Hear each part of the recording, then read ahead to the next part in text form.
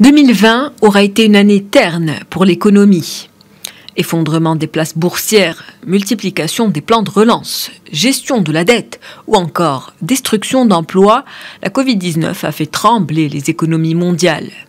Une crise tout d'abord sanitaire, transformée en crise économique ayant plongé le monde dans une récession sans précédent.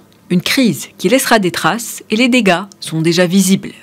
Parmi les secteurs les plus impactés, celui de l'aérien touché de plein fouet par les conséquences économiques de la Covid-19. Le trafic mondial a chuté de plus de 65%.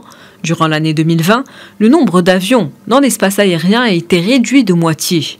Au total, le chiffre d'affaires des compagnies aériennes a baissé de près de 60%. Selon l'Association internationale du transport aérien, le secteur a enregistré des pertes qui dépassent les 100 milliards de dollars. Une crise dans les airs, mais qui se ressent aussi sur terre. 2020 a également été une année noire pour le secteur automobile. Renault, PSA, Fiat Chrysler, Volkswagen ou encore Toyota, tous ont dû fermer leurs usines en mars dernier suite aux mesures de confinement mises en place pour enrayer la propagation du coronavirus. Les conséquences de ces mesures se sont vite fait ressentir.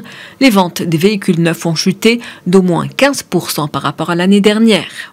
Autre domaine sévèrement impacté par la crise, le tourisme, qui représente une part prépondérante du PIB des plus grandes économies du monde.